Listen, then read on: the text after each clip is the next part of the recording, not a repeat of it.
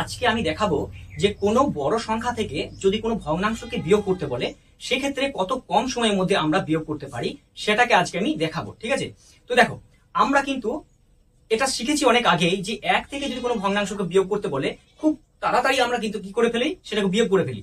কিন্তু কোনো বড় সংখ্যা যদি থাকে এই সংখ্যাটার মতো, হ্যাঁ, তখন কিন্তু আমাদের বিয়োগ করতে অনেকটা সময় লেগে যায়। তো চলো সেটাকে আগে দেখে নিই।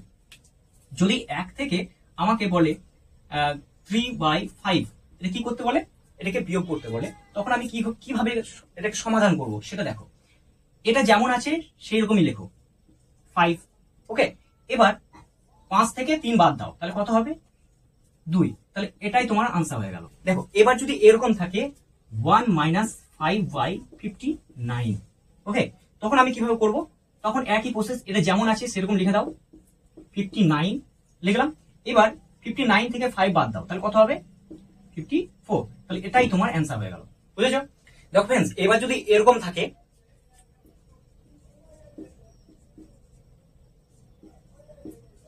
তখন তোমরা কি করে সমাধান করবে? তখন তোমরা কি করবে, এই যে এই সংখ্যাটা, এই সংখ্যা থেকে তোমরা 1 বিয়োগ করবে। বিয়োগ করার পর তাহলে কত হবে, 1 যদি বিয়োগ করি তাহলে হবে 12। তো 12 থেকে এই 49 থেকে আমি 12 বিয়োগ করব, তাহলে কত হবে 37। এবার এরকম ভাবে দাগ দেবে একটা। এবার এটা যেমন আছে সেরকম লিখবে। তো এটা থেকে এটা বিয়োগ করবে, বিয়োগ করে কত হবে 4। তাহলে এটাই তোমার আনসার হয়ে গেল। বুঝেছো?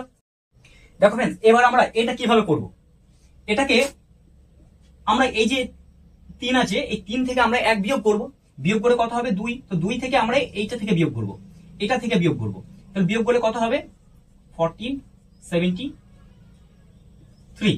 ওকে, এবার এই যে 12টাকে যেমন আছে সেরকম রাখলাম।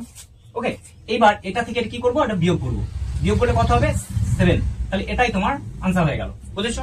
তো फ्रेंड्स, তোমাদের এই ভিডিওটা কেমন লাগলো আমাকে কমেন্ট করে জানাও। আর তোমাদের যদি মনে হয় হ্যাঁ ভিডিওটা খুব ভালো লাগছে বা হেল্পফুল হচ্ছে তোমাদের, তাহলে আমার চ্যানেলটা সাবস্ক্রাইব করো, সঙ্গে থাকো।